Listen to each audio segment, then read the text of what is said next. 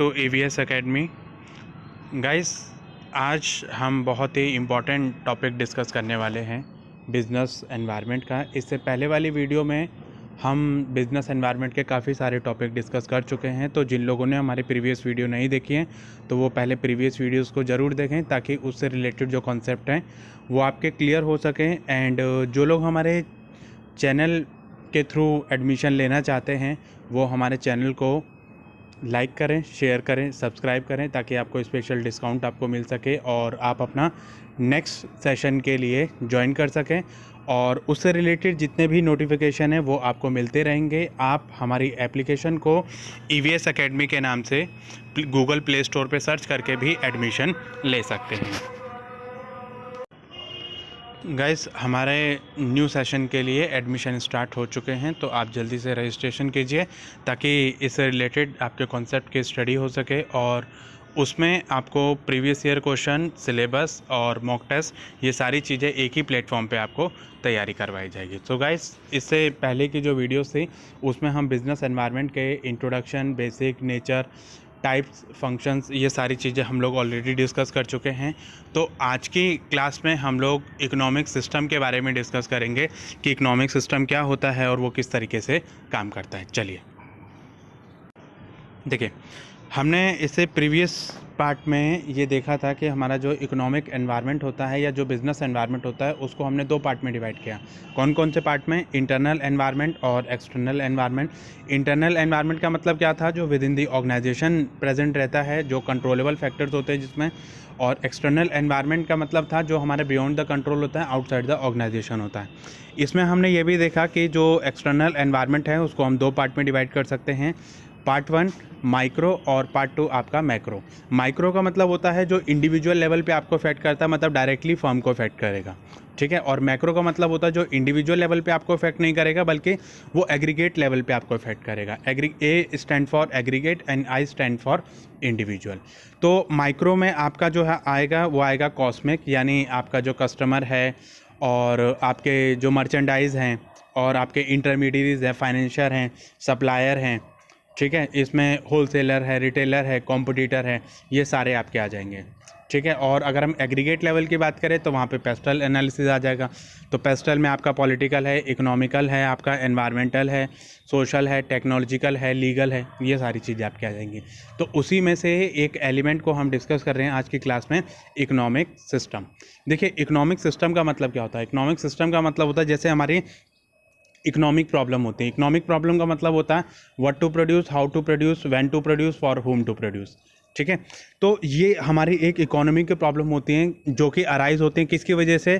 Shortage of resources की वजह से, कि हमारे जो रिसोर्सेज हैं वो लिमिटेड क्वांटिटी में हैं और हमारे जो नीड एंड वांट हैं वो अनलिमिटेड हैं। तो हम रिसोर्सेज को सही तरीके से यूटिलाइज़ करने के लिए उनको हमें अप्रोप्रिएट यूटिलाइज़ करना पड़ता है और हमें देखना पड़ता है कि कौन से रिसोर्सेज को हम कहाँ पर यूज़ करें, ताकि हमारे रिसोर्सेज जो हैं वो वेस्ट ना हो और हम मैक्सिमम टू मैक्सिमम अपनी नीड को सेटिस्फाई कर सकें। तो इसी से रिलेटेड हमारा एक सिस्टम जनरेट होता है, इकोनॉमिक सिस्टम, जो कि हमारा ये बताता है कि इकोनॉमिक जो प्रॉब्लम है उनका डिसीजन कैसे लिया जाएगा। मतलब हमारी एक इकोनॉमी की प्रॉब्लम है, what to produce, how to produce, for whom to produce, इनका डिसीजन कौन लेगा।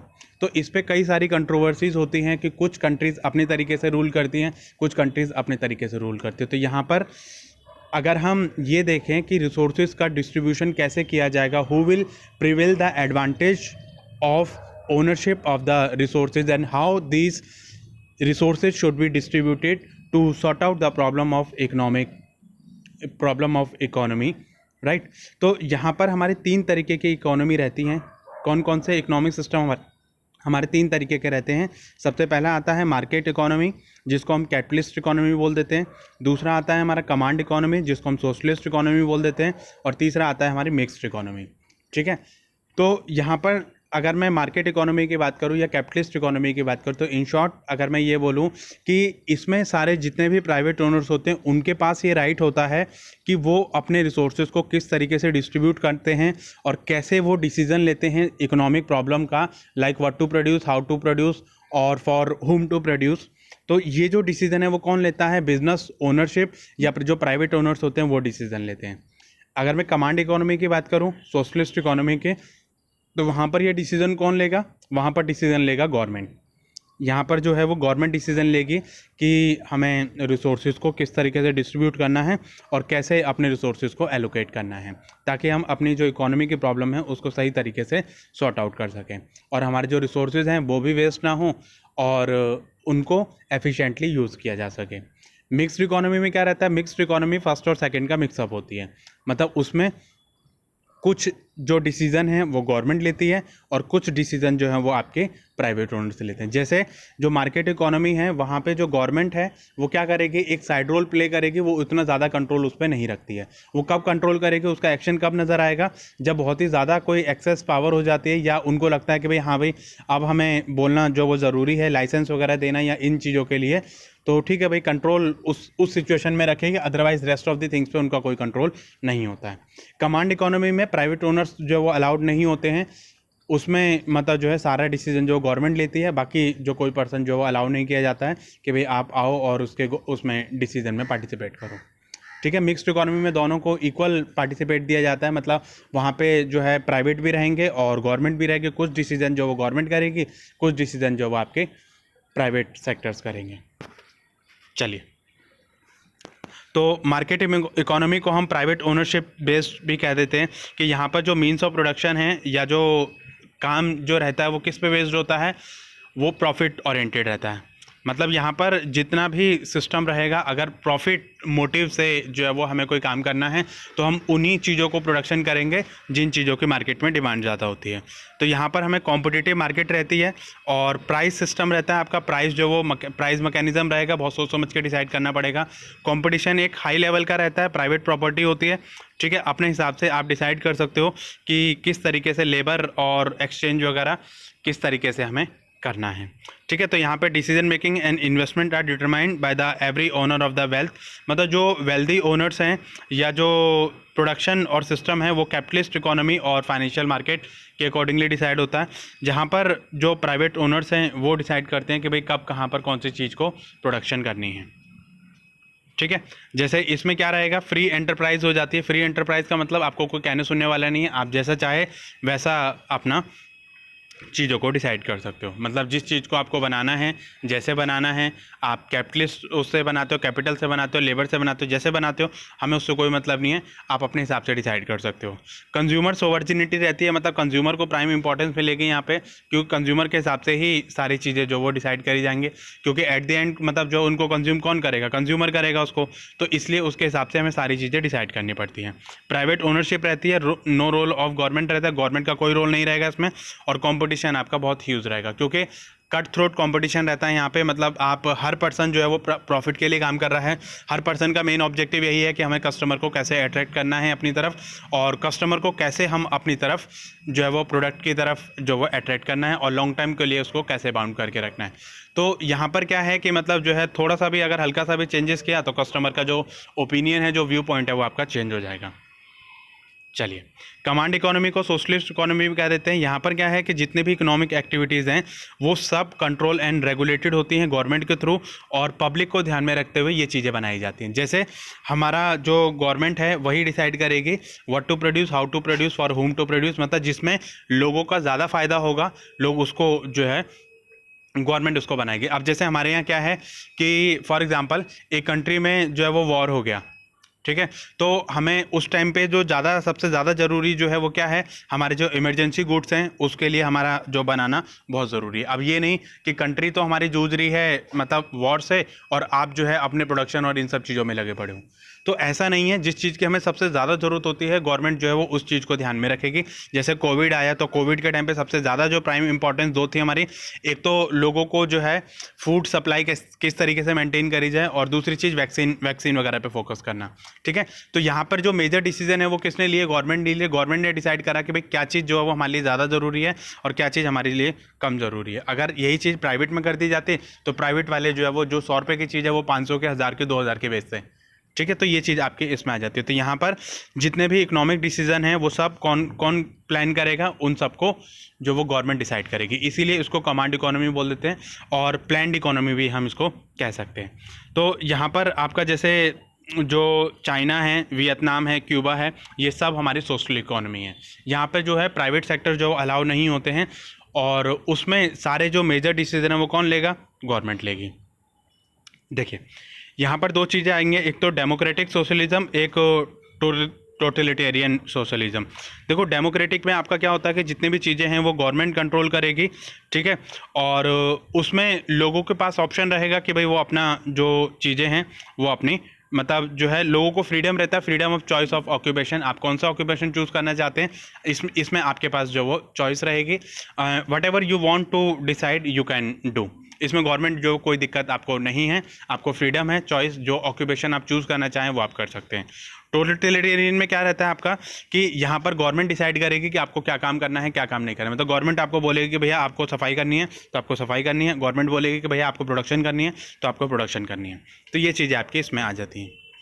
इसके फीचर्स की कुछ बात करते हैं। यहाँ पर जो है फीचर, सबसे पहला फीचर हमारा रहता है सोशल वेलफेयर का, कि हम जो है सोसाइटी के वेलफेयर के लिए हम काम करेंगे, ठीक है। हमारा जो मेन मोटिव रहेगा वो क्या रहेगा? सोशल वेलफेयर रहेगा।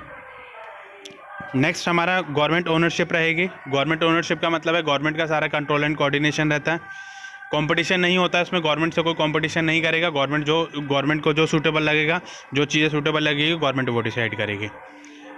और evolution of exploitation of labour, मतलब इसमें आपका जो है जितने भी लेबर को एक्सप्लॉयट करते हैं वो यहाँ पर नहीं होगा। देखिए यहाँ पर क्या है कि कई बार जैसे जो प्राइवेट सेक्टर होते हैं वो क्या करते हैं कि अपने प्रॉफिट कमाने के चक्कर में वो लेबर को एक्सप्लॉयट करते हैं, या तो उनको सैलरी नहीं देंगे टाइम से, या उनको जो है वेजेस में भी कंट्रोवर्सीज उनकी रहती है। तो यहाँ पर जो गवर्नमेंट है वो इस तरीके से कोई कंट्रोवर्सीज नहीं करती है, और लेबर को कोई एक्सप्लॉयटेशन आपका यहाँ पर नहीं रहेगा। आपके जो वेजेस हैं और जो प्राइस है वो आपके फिक्स हो जाते हैं, गवर्नमेंट जो वो अपने हिसाब से जो वेजेस और प्राइस आपको फिक्स कर देगी, तो इसमें कोई भी कंट्रोवर्सीज का सवाल ही नहीं उठता है। देखिए नेक्स्ट आता है आपका मिक्स्ड इकोनॉमी। मिक्स्ड इकोनॉमी क्या करती है? ये एक ऐसा इकोनॉमिक सिस्टम होता है जिसमें हमारे जो हैं कुछ एलिमेंट सोशलिस्ट के रहेंगे और कुछ एलिमेंट जो वो आपके किसके रहेंगे? आपके कैपिटलिस्ट के रहेंगे। मतलब प्राइवेट ओनर और आपके जो गवर्नमेंट है वो दोनों मिलके जो इकोनॉमी को रन करते हैं। देखो इसमें इंडिया जो है इसका एग्जांपल है। इंडिया में कौन सी इकोनॉमी है? आपकी मिक्स्ड इकोनॉमी है। तो इसमें क्या हुआ था कि जैसे जब आपका इंडिपेंडेंस आपका हुआ था इंडिया, तो वहाँ पर आपके पास चॉइस थी कि आप जो सिस्टम आप चूज़ करना चाहें आप कर सकते हैं। उस टाइम पे हमारे दो ही सिस्टम थे, कैपिटलिस्ट इकोनॉमी और सोशलिस्ट इकोनॉमी। तो वहाँ पर हमारी गवर्नमेंट ने ये डिसाइड किया कि भाई देखो हम अकेले ये सारे काम नहीं कर सकते हैं, तो हम एक काम कर सकते हैं कि कुछ सेक्टर हम अपने पास रखेंगे और कुछ सेक्टर जो है प्राइवेट ओनर्स को दे देंगे, ताकि जो प्राइवेट ओनर्स है वो भी कुछ काम कर सकें। और हम इस तरीके से इतने लेवल पे हम आ चुके थे कि कई सारे सेक्टर्स में प्रोग्रेस करनी थी, तो हम एक साथ तो प्रोग्रेस करने से रहे, एक साथ हम प्रोग्रेस नहीं कर पा रहे थे। तो इसलिए हमने क्या करा कि कुछ सेक्टर्स को प्राइवेट में कर दिया और कुछ सेक्टर को हमने गवर्नमेंट में दे दिया। तो इसलिए हमारी जो इंडिया है वो एक मिक्स्ड इकोनॉमी में कंसीडर करी जाती है, ठीक है। तो इसमें हम अपने तरीके से डिसाइड कर सकते हैं कि भाई कौन से सेक्टर, मतलब गवर्नमेंट में कौन से सेक्टर आपके पास गवर्नमेंट के पास रहेंगे और कौन से सेक्टर आपके पास प्राइवेट ओनर्स के पास रहेंगे। चलिए, तो मिक्स्ड इकोनॉमी के क्या क्या फीचर्स होते हैं? को existence of public and private sector, ये मैंने आपको बता ही दिया है कि यहाँ पर जो पब्लिक सेक्टर है और जो प्राइवेट सेक्टर है दोनों मिला के जो है डिसीजन लेंगे। प्रॉफिट मोटिव रहेगा आपका, ठीक है। प्रॉफिट, ऑब्वियसली बात है कि जो प्राइवेट ओनर्स हैं वो आपको प्रॉफिट करेंगे और प्रॉफिट मोटिव के लिए काम करेंगे, और जो पब्लिक एंटरप्राइज हैं वो आपके किसके लिए काम करेंगे? वो आपके सोशल वेलफेयर के लिए काम करेंगे, ठीक है। उसके बाद इंडस्ट्रीज़ को क्लासीफाई कर दिया जाएगा कि हमारी जो इंडस्ट्रीज़ हैं उसमें से कौन कौन सी इंडस्ट्री जो वो गवर्नमेंट के कंट्रोल में रहेंगे और कौन कौन सी इंडस्ट्रीज़ प्राइवेट सेक्टर के लिए अलाउ कर दी जाएंगे। एफडीआई को लेके भी यहाँ पर पॉलिसीज़ बनाई जाती हैं कि कौन कौन सेक्टर में आपके एफडीआई अलाउ होगी, कौन कौन सेक्टर में आपके एफडीआई अलाउ नहीं होगी। इंडस्ट्रीज़ को क्लासीफाई कर दिया आपने, ठीक है। नेक्स्ट उसके बाद आता है आपका इकोनॉमिक प्लानिंग। मतलब जो गवर्नमेंट है वो अपनी प्लानिंग के साथ में काम करेगी, इकोनॉमी को किस तरीके से रन करना है, तो कैसे हम अपना जो प्लान बनाएंगे, तो इसके लिए 5 ईयर प्लान और हमारे जो नीति आयोग वगैरह इस तरीके के डिसीजन लिए गए कि भाई हम कैसे इकोनॉमी को रन करेंगे, ठीक है। तो प्रॉपर इकोनॉमिक प्लानिंग के साथ में ही हम जो है अपनी इकोनॉमी को रन कर सकते हैं, देख सकते हैं कि भाई किस तरीके से हम अपना सिस्टम मैनेज करेंगे। चलिए, तो उसके बाद नेक्स्ट आता है हमारा इकोनॉमिक पॉलिसीज़। इकोनॉमिक पॉलिसीज़ का मतलब क्या होता है कि यहाँ पर इकोनॉमिक पॉलिसीज़ जो वो क्या काम करती है बेसिकली, कि जिसमें हमने अपना जो सिस्टम है, अपनी इकोनॉमी को रन करने के लिए हमें कुछ पॉलिसीज़ बनानी पड़ेंगी। मतलब हमें ये देखना पड़ेगा कि हमारी जो इकोनॉमी है वो किस तरीके से काम करेंगे। तो उनको एडमिनिस्ट्रेट करने के लिए, उनको सही तरीके से रन करने के लिए हमें कुछ इकोनॉमिक पॉलिसीज़ बनानी पड़ेंगी और उन पॉलिसीज़ को सही तरीके से रन करना पड़ेगा, क्योंकि बिना पॉलिसी के, बिना सिस्टम के कोई भी इकोनॉमी रन नहीं कर सकती है। तो यहाँ पर देखो, कुछ कंट्रीज़ हमारी जो है ऐसी हैं जहाँ पर जो बहुत ज़्यादा रिच हैं, बहुत ज़्यादा डेवलप हैं, वो इसीलिए बनी है ताकि उनकी जो इकोनॉमिक प्लानिंग है वो सही तरीके से उन्होंने इम्प्लीमेंट करी, बनाई, उसको इम्प्लीमेंट करवाया और उसको रेगुलेट एंड कंट्रोल किया। ठीक है, लेकिन अगर हम इकोनॉमिक पॉलिसीज़ की अगर हम बात करें तो वहाँ पर गवर्नमेंट का ये डिसीज़न लिया जाता है कि उसका जो स्पेंडिंग सिस्टम रहेगा वो कैसा रहेगा, टैक्स किस तरीके से लिया जाएगा और इनकम को डिस्ट्रीब्यूट कैसे किया जाएगा, क्योंकि कुछ लोग आपके जो हैं रिच हैं और कुछ लोग आपके पुअर हैं। तो गवर्नमेंट क्या डिसाइड करती है कि जो लोग रिच हैं उनसे क्या करते हैं, टैक्स ले लेते हैं और पुअर लोगों को ये टैक्स मतलब जो है सब्सिडीज़ की फॉर्म में डिस्ट्रीब्यूट कर देते हैं। मनी की सप्लाई कैसे होगी, उसका कंट्रोल कैसे होगा, उसका क्रेडिट कंट्रोल कैसे रहेगा, ये सारा इकोनॉमिक पॉलिसीज़ में डिसाइड कर लिया जाता है। चलिए, तो जो इकोनॉमिक पॉलिसीज़ हैं वो बेसिकली क्या काम करती हैं, वो इकोनॉमिक ग्रोथ को सर्कुलेट करने में हमारी हेल्प करती है। मतलब हमारी जो इकोनॉमी है वो किस तरीके से ग्रो करेगी, इसके लिए हमारी इकोनॉमिक ग्रोथ जो है वो बहुत ही ज़्यादा ज़रूरी होती है। ठीक है, नेक्स्ट हमारा फुल एम्प्लॉयमेंट का क्या काम रहता है। यहाँ पे इकोनॉमिक पॉलिसीज जो है वो कोशिश करती हैं कि ज़्यादा से ज़्यादा लोगों को जो है वो एम्प्लॉयमेंट मिल सके, ताकि कोई ऐसा पर्सन ना रहे जो एम्प्लॉयमेंट करना चाहता है बट उसको एम्प्लॉयमेंट नहीं मिली है। तो इसलिए ज़्यादा से ज़्यादा सेक्टर में हम जो वो एम्प्लॉयमेंट जनरेट करने की कोशिश करते हैं, क्योंकि कंट्री में जब फुल एम्प्लॉयमेंट रहेगा, लोग काम करेंगे, लोगों के पास पैसा आएगा, तभी लोग जो वो अपने स्पेंडिंग करेंगे। अगर लोगों के पास पैसा नहीं है, रोज़गार नहीं है, एम्प्लॉयमेंट नहीं है, तो लोगों के पास पैसा नहीं आएगा तो लोग खर्च कहाँ से करेंगे। और वही मतलब जो स्पेंडिंग का पैटर्न है वो आपका प्रोडक्शन और बिजनेसमैन में भी इफ़ेक्ट करता है। प्राइस स्टेबिलिटी रहेगी, इकोनॉमिक पॉलिसीज़ अगर सही तरीके से बनाई जाएंगी तो वहाँ पर प्राइस स्टेबल भी रहेगा और सही तरीके से मतलब जो वो हम जनरल प्राइस लेवल को हम मेंटेन कर सकते हैं। मतलब देख सकते हैं कि कहाँ कहाँ पर हमें अपनी जो प्राइस है वो कितना मेंटेन करना है। अगर हम इकोनॉमिक पॉलिसीज़ के बारे में बात करें तो ये हमारी 4 तरीके की पॉलिसीज़ होती हैं। मॉनेटरी पॉलिसी, जिसको हम क्रेडिट पॉलिसी बोलते हैं, फिस्कल पॉलिसी, जिसको हम बजटरी पॉलिसी बोल देते हैं, एक्सचेंज रेट पॉलिसी, कि हम एक कंट्री से दूसरी कंट्री में जब करेंसी में एक्सचेंज करेंगे तो वो किस तरीके से एक्सचेंज करेंगे, और आपका फॉरेन इन्वेस्टमेंट पॉलिसी, मतलब कौन कौन से सेक्टर्स और कौन कौन सी इंडस्ट्रीज़ में फॉरेन इन्वेस्टमेंट अलाउ है। मतलब फॉरेन का पर्सन कोई हमारे यहाँ के इन्वेस्टमेंट करता है तो उसको फॉरेन इन्वेस्टमेंट बोलते हैं। या हम अगर कहीं पे प्लान कर रहे हैं किसी दूसरी कंट्री में इन्वेस्ट करने की, तो that is also consider as foreign investment. तो ये चीज़ हमारी जो इसमें आ जाती है। तो हम इकोनॉमिक पॉलिसीज़ के बारे में नेक्स्ट क्लास में डिस्कस करेंगे। तो गाइज़, आपको ये वीडियो कैसी लगी कमेंट सेक्शन में ज़रूर बताइए, और जो आपकी क्वेरी है, जो भी आपकी प्रॉब्लम है, उस प्रॉब्लम को आप कमेंट सेक्शन में टाइप कीजिए, ताकि हम आने वाली वीडियोस में आपके पॉइंट को कंसीडर कर सकें और आपको एक बेटर प्लेटफॉर्म आपको प्रोवाइड कर सकें। So guys, thank you for watching this video. I hope ये वीडियो आपको पसंद आई होगी। आप इस चैनल को लाइक करें, शेयर करें, सब्सक्राइब करें, ताकि इससे मिलने वाली नोटिफिकेशन आपको जल्द से जल्द आपको मिलते रहें।